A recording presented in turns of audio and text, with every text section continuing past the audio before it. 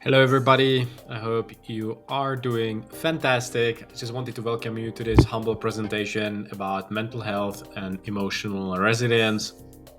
I want to blend it in with some science that meets emotional agility. I know this is mouthful, but it's really important for us to think what we want to do in today's day and age. And I know there's a lot going on, especially on this scene, and that's why I want to go straight to the point, straight to the topic, and give you a little bit my nuts and bolts and thinking how I would approach it. So please, in between, take some water, take a sip of coffee if you need. Perhaps depending if it's in the morning you're watching, if it's in the evening, I wouldn't suggest that. But I want to treat this as a holistic way, and I borrowed also some acronyms from some writers and some famous psychologists. So please stay tuned. Without further ado, let's do this, my friends. I hope you're excited because I am very excited about this. It is a dear topic for me, and generally, when I do these presentations in various groups, I try to bring in my own experience. And again, what's common knowledge is not common practice. So often, what I try to do is really apply a lot of these things myself. So let's talk about mental health, emotional resilience in an intro a little bit, then the definitions, and kind of setting the scene for you. Where are you on your journey? A little bit about neuroplasticity, then about influences, interventions, and then kind of rounding off with lifestyle factors. And I have some bonus for you guys, as I usually do. So, first of all, I would like to welcome you here and I would like to really thank you for your time and attention. My name is Matteo. I was born in Eastern Europe and moved quite early in my teenage years to the Netherlands, where I spent more than a decade, and then some time in Spain and also Germany. I spent a lot of time on the sales and marketing side, but in the free time, I got certified on various levels, a lot on the wellness and sports health, if you will, and kind of movement and understanding, what makes effective creation of energy and how to build actually oneself up. And especially the physical side of things often are very important because they help you generally to move through discomfort, move through obstacles. And that's also what you can see here from my favorite author, Susan David. She really says it, and in different places in her books. And if you are, part of her newsletter, she really sometimes shares these stories. And in my own life, I really experienced that discomfort is really the price of admission to a meaningful life. And there's another saying that I really like: hard choice is easy life, easy choice is hard life. So it can really help you a little bit to get that going, and especially internally, I acknowledge that. So one highlight that I have for you here as well is accepting our inner experiences is the first step towards change. I know that we live in today's world where we live on two sides. One is, we can feel and express ourselves as we want, and then we have the other one where people are actually afraid to share how they really feel and they kind of push it to the bottom. I'm probably more from the lateral group. Really, grew up in an Eastern European background, conservative background, and although we talked about feelings, it was very kind of hard, punish culture. So if you were wrong, you were punished. So that's also why I would encourage you kind of to find your own way in this. But generally, share how you feel about, about the whole thing, and share experience with others.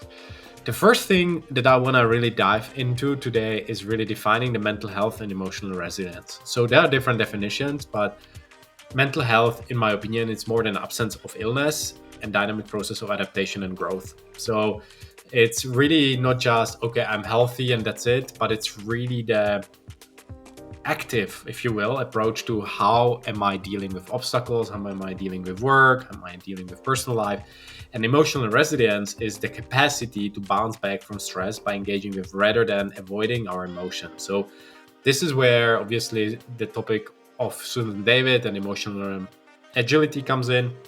It's really acknowledging how we feel and bringing it up and kind of bringing it into what is needed at a moment. And it's really capacity. I see it as a reservoir in our body that slowly you build this thick skin. I call it the turtle shell. So really just everything that happens, kind of you integrate it and you wear it as a badge of honor on you. So if we look at the neuroscience and what it says about stress response, so there are two things that I want to take for you to take away is that HPA axis and neural circuit. So this is kind of brain translations, if you will, but what really it says that stress impacts the amygdala, prefrontal cortex, and hippocampus. So I actually a while back signed up for this neuroscience course, and I bought this book of neuroscience and was going really through the physical side of brain, and it was quite interesting. So there's nothing new, right? The fight or flight mode, we all know how that works. The thing is, there is really clear linkage from people who study this that stress really impacts our side of brain. If we look also at modern imaging, and I mentioned there Dr.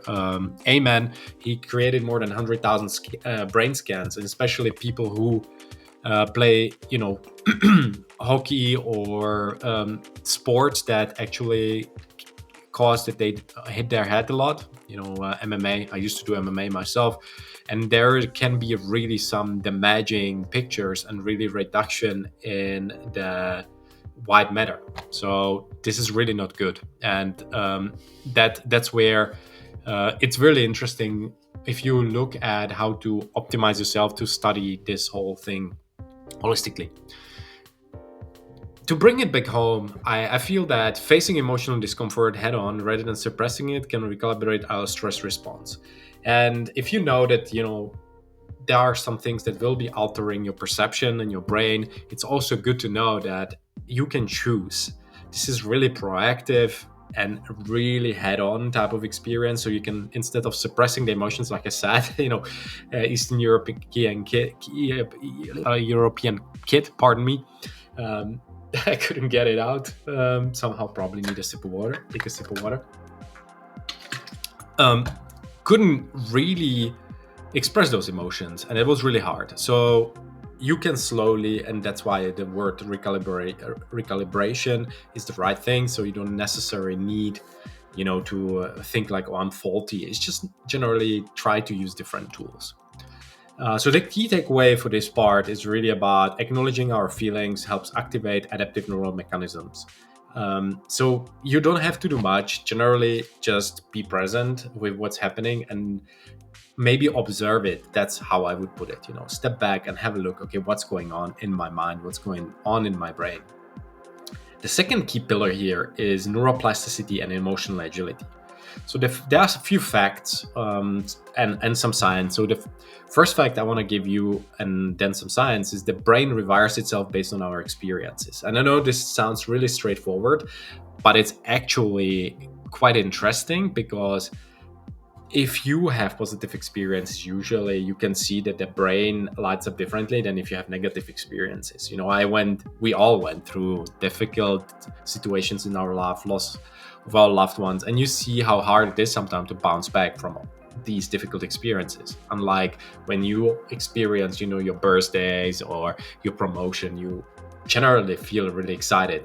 And more you do, or more you navigate your brain towards these experiences, more you can train your brain to rewire itself. With that goes also mindfulness, so that this word is very spread and very mainstream nowadays, I would say. But I would say, think about how aware you are of your cognitive practices. So how, again, the positive, the negative, and how well are you aware of how you feel throughout the day. I know these seem like little nuances, but these nuances are super important. You don't need to seek, massive things, but it's really about these impactful moments, like being grateful and counting your blessings and waking up in the morning and thinking about who you love. And those moments stack up over a period of time. With that goes also the saying that emotional agility is about noticing, accepting, and then acting on your emotions. So it starts with the noticing. You remember, everything that happens, all the negative or positive first come up. So just really getting that in and kind of placing it, what's really happening, where am I at, was it a stressful day, what are the triggers, the environment, is it within me, did I exercise, all of these things kind of will make sense to you. So the key takeaway for this pillar, in my opinion, is instead of rigidly clinging to a negative narrative, pivot by acknowledging your emotions and choosing a constructive path. So I'm not necessarily saying that you need to be the biggest positivist. That's how I see myself, but more on a constructive side. I like this because there are moments we are all sad, we are all maybe a bit depressed, or we are all a bit down, but there are also moments when we are super happy. So find your way. And if you are more interested in this, you can read the studies like by Nature Neuroscience and Frontiers in Psychology, or Elsevier, and all these different, publishing media houses. The third pillar I want to give you guys is the biological and environmental influences. I already hinted at that, but there are two kind of big elephants in the room which I see. Is the first is the gene environment interaction. So where you're born and with what genetic makeup will dictate to some stage how you feel and how well you are emotionally. There are people who really are like, where I come from depressed family, and I know that in our family this is a big topic. The same with Alzheimer's, right, or some type of serious illnesses. But that what I really like is the second part of this sentence. This environment writes the script. So where you live and how you treat your body can really influence how that gene will express itself. With that goes really tightly related to epigenetics. This is kind of a new study of experiences, including how we process emotions, and can kind of indirectly modify the gene.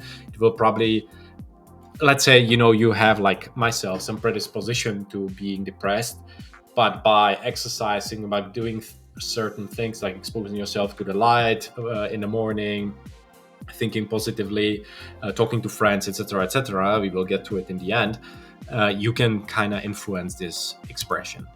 So that also means that cultivating emotional agility in the daily interactions can shift both personal and organizational cultures. There is a book I'm quoted probably throughout these group sessions that I do in different settings from Barbara Fredrickson called Positivity. And she actually says in that book, because she did a lot of these studies where people after 9/11 bounce back from losing their loved ones in a terrorist attacks, or organizations, how they can become a little bit more positive and have better financial outcomes when generally they have optimistic look at things. And that's why I also like here the cultivating emotional agility in daily interactions. So that means also how you treat others and how you treat yourself. So the key takeaway, in my opinion, is our approach to emotional discomfort influences our biology and life outcomes. I know this sounds, again, common knowledge, but not common practice. How many of you, and you can raise your hand, are really aware how your habits actually make you feel healthy or sick? And even further, how many of you actually do something with it on a daily basis?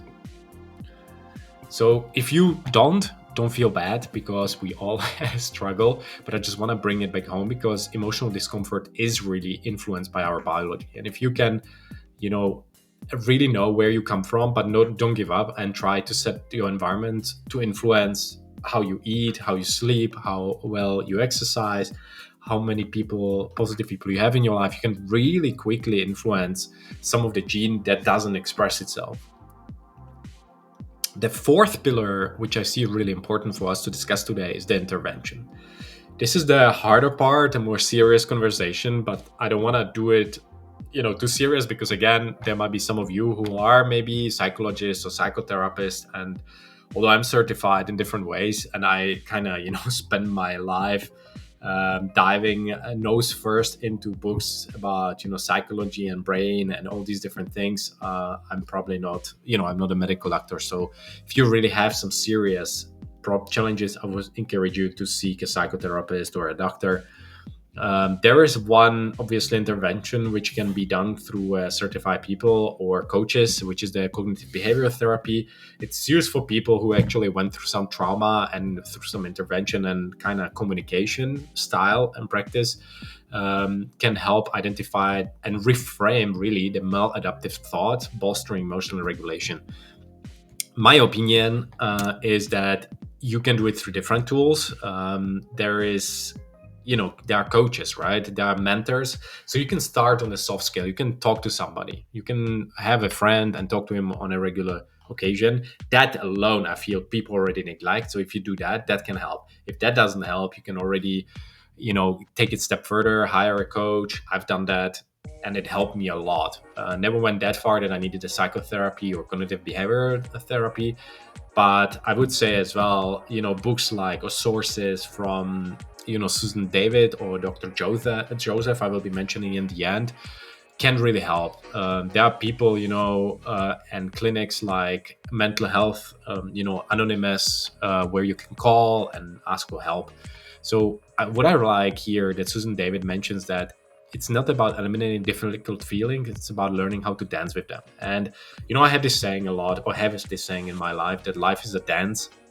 That's how I treat actually indirectly before I even knew about Susan David. This is how I was treating kind of my own psychoses, with being depressed, sad, and I didn't know how to do. I just tried to bounce back and try to force positivity into everything I was doing, right? And it probably wasn't the most effective long term because eventually those negative feelings crept back. But I realized it's more about living with them and also being authentic to myself. Like I said, there are moments when I'm underslept and when I'm, having a hard week and, being all the time positive. It doesn't mean that I'm not, but that doesn't mean that maybe I'm smiling 24/7 just because I'm tired. So understand that there are these nuances. It's not just one thing that will solve it all, and that's why I'm trying to bring you this holistic approach. So the key takeaway for me and for you guys might be that using cognitive behavior therapy, coaching, mentorship, peer groups, this is a big thing where I'm really focused on in my life, and it helped me a lot. Is just being surrounded by high achievers, C-level people that can be here, but I feel this is still too weak. You need people who you meet, let's say every month, twice a month in a digital setting. If you can meet people face to face on lunches and talk about where you at, and you need to have like-minded people, and finding groups like that, it's hard. That's also in my life why I set out to start creating these groups myself, just because I felt like not everybody is in the same goes in the same direction, which is totally fine. Everybody has a different need, and everybody has their growth curve is different. Some people like me wants to go faster, some people wants to go a little bit slower, so it's totally fine. So the fifth pillar, in my opinion, is lifestyle, and this is, in my opinion, the final pillar I want to give you guys today. There are many more, but I will talk about these three things. I will talk about exercise, I will talk about mindfulness, and I will talk about social connections. I want to talk about the big thing where I am probably also the strongest. Generally just because it's been passion for the last 20 years, and that's wellness. That's really fitness and health and mindset, these three things together. But I will kind of sum it up with these two things. So when we exercise, when we move, and back then when I just grew up on a farm, it was just pretty much, I didn't even exercise until I guess my high school. But then, before that, it was just physical work around the farm, right? Waking up in the morning, bringing food for the cattle, cutting wood actually the whole summer, bringing it home so we can heat the house. And a lot of that was just physical work and, cutting grass. And what's happening when you're moving, actually, it's this neurochemical impact. It triggers a lot of these things you already know, endorphins, really the positive feeling, dopamine, a little bit your motivation, and serotonin, which is really maybe a little bit of your good mood hormone. And I guess this is, in my opinion, the cheapest therapy you can give to yourself, because not only you create positive feelings, but also you reduce stress. A lot of us out there because we are busy all day long, sitting in front of the screens in corporate setting or entrepreneurial settings. We try to be of a service. And for us to be at our best, in my opinion, taking a sip of water, we need to serve. And in order to serve, we need to be at our best. That means exercising, stretching. Also, want to really include one of the things that I learned the hard way, just because I was really in a traditional bodybuilding later on in my stage and competing in this sport, and competing also obstacle racing and table tennis and different things. I really wouldn't, and I probably kind of back then wouldn't recommend, but because I was focused on mass and really just being big. But now as I get older, I realize mobility and stretching is one of the most important things. So I try to stretch daily, at least for a couple minutes, and twice a week, a little bit longer. The second thing that comes with exercise and eating healthy is brain plasticity. So regular exercise, and there has really been science on, I think it was a while back when I was traveling actually through Sicily on vacation with my partner and listening to this podcast of this doctor, just her name slipped my mind, but her whole theory was, and research was based on people who actually exercised, and their muscle mass prevented a lot of diseases, a lot of illnesses, and especially the serious damage that can happen as you age and you hurt yourself. The second thing also what I want to say here is the improvement in cognitive ability and function and more resilience against the stressors. Let's bring it all back home to what we started here about mental health, emotional resilience. I just had a friendly chat today with friend of mine, met in Zurich, Switzerland a while back, and she now moved back to the US and has to take care of her elderly mother who's actually declining, or her health is declining because of elderly dementia. And the same happened to my mom, who actually, or my mom to my family, who, like my grandmother, where people actually generally don't eat healthy. Now when I can track it back, because also my own grandmother, I got a little bit distracted there because there was one important message I was waiting to see. And I've seen it, and now because I'm so in that topic for the last 15, 20 years, I can really see the effect of where I come from, my genetic expression, and I obviously need to do these regular checks, but I also can see the positive effect on my health and how lack of illnesses I have in my life. And of course, just like all of you, I get a runny nose every year or so. But then really when I'm thinking serious things like I had when I was a kid, right, all the time, something with my gut, something with my digestion, or having a lung infection, a lot of the things you go through probably as a kid because just you hang out with kids. But I feel really that you can really prevent that a lot when you just live a little bit healthier. So to sum it up, physical activity supports better sleep patterns, crucial for mental health maintenance and emotional regulation. I think that sums it all. And in a key takeaway, 2 points: stress reduction. That's what we all care about. How can I actually become stronger? Exercise really physically. If you understand the physiology of things, cortisol actually is shut every time you exercise.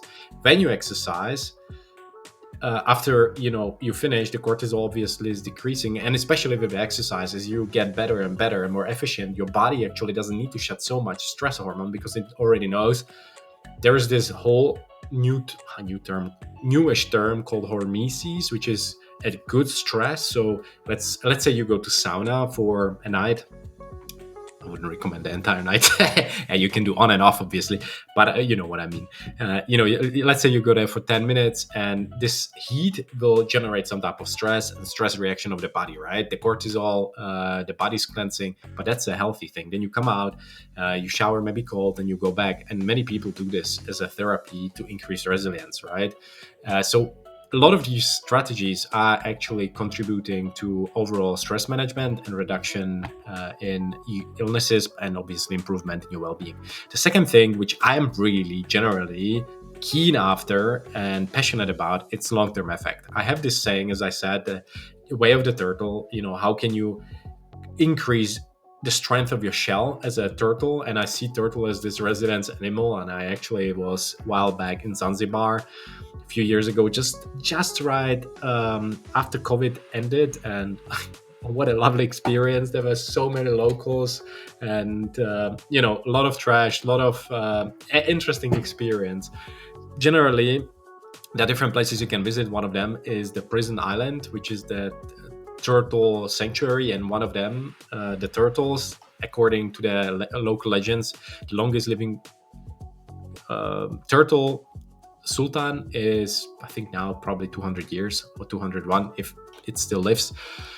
So it's really interesting to see that and touch nature like that. And for me, already a while back, I got this whole turtle mindset. I'm like, it's not about how fast you go, but how consistent you are and determined you are. So being consistent leads really to structural changes in your brain, supporting your mental health and outcomes overall in your life. Second thing, mini pillar in this is mindful breathing. I'm not gonna spend too much time here. Again, a lot of you guys probably do way more yoga than me, but I have kind of flirted a little bit with freediving. Started 2 years ago and got certified as well. And my partner actually is really blown by it and already went to 25 meters on one breath. But a lot of through this, you obviously learn to understand your body and understand the contractions, understand how much breath how long you are able to hold the breath.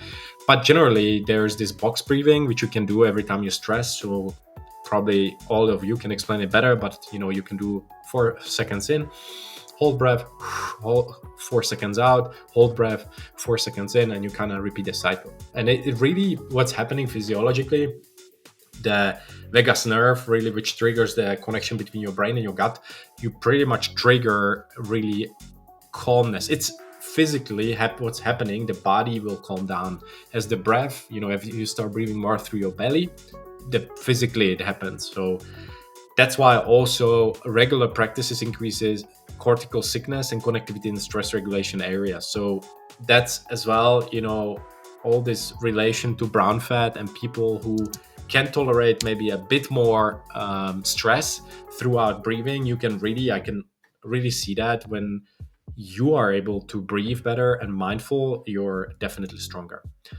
So to kind of bring it back home, developing an awareness of emotions helps break the cycle of avoidance, empowering you act to line with your values.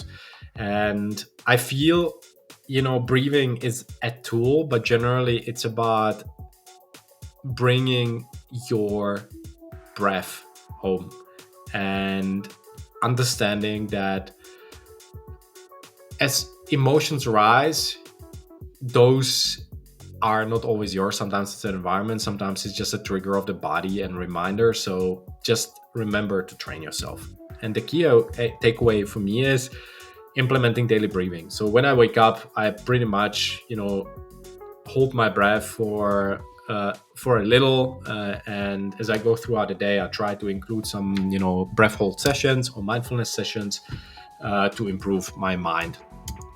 The kind of third point that I want to give you guys is the importance of social connections. I was hinting at that already at the start. I feel that their social support is super important, especially when it comes down to how much we accomplish in our life. Robust networks and authentic sharing and collective resilience is something that you can really experience when you have the right people around you. With that goes also quite modern research that isolation magnifies stress, while community engagement mitigates it.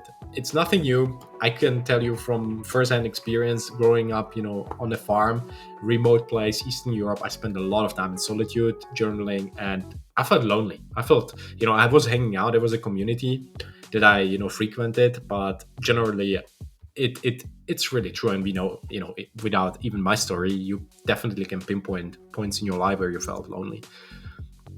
The thing is, vulnerability in relationships creates a space for genuine connection, essential for emotional agility.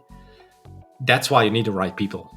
Maybe it's here, but perhaps it's also in your home where you work on yourself and where you try to bring your life even more on track.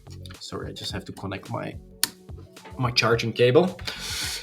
And if you have the right people in your life, things actually improve way more, because you can talk more about what's really happening.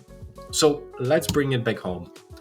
The key takeaways for me, or key takeaway for the relationship, I generally see that connection is not a luxury, it's really necessity for thriving through adversity. I feel for us here in the West, it's a luxury because people generally think like, "Oh, I have my old friends," but that's not the same what real relationship, performance oriented, thriving relationships offer you. There is this podcast I was listening from Mel Robbins the other day, and she had these few things that she believes, I think it was five uh, or so, that she believes that adult relationships need. And I really like this because many of us are expats here. You moved around, you live different community, and you need to forge relationship. That's why you participate in internations, or different networks or masterminds, different international communities. And having you know been around probably a while, you realize that it's really hard to forge relationships when you're a relationship, or relationships generally when you're adult. And what you need to realize that when you get older, and even when you leave maybe middle school, there is this great scattering happening, as Mel Robbins talks about, and people generally suddenly are on different agendas. So you need to realize that you need to be way more flexible with people, because everybody has a different agenda. Also, why sometimes happens that we are not friends, with so good friends at work with people, just because people are also different generation, different industry, different kind of focus. So what you need to do is bring these things: flexibility, understand that people are on different agendas. So that would be the first point: agenda. Be flexible about how you approach people. Then timing, really understand where people are on what timing in their life. Let them a little bit go. That's also what I learned in my life, which was super hard for me, because I want that people reciprocate when I cannot try to help, and I try to help a lot of people. So, and then also with that goes, be proactive. Remember, people need you. And sometimes, I just had it with a friend, it's not personal. I would even put this as a first point: it's not personal, because people usually need time. I had just had a few conversations recently with people that we were super on, and now suddenly I write them 3-4 messages, no reply. I know it's nothing about me, and I got a reply today from a friend. She's like, I'm tired, I'm busy, personal and business life. So, and what I did, I offered help, right? I offered, hey, if you need to chat. And she knows that, as she calls it, I'm a ray of sunshine. And that's sometimes enough for people to remember, hey, I can go back, I can figure it out.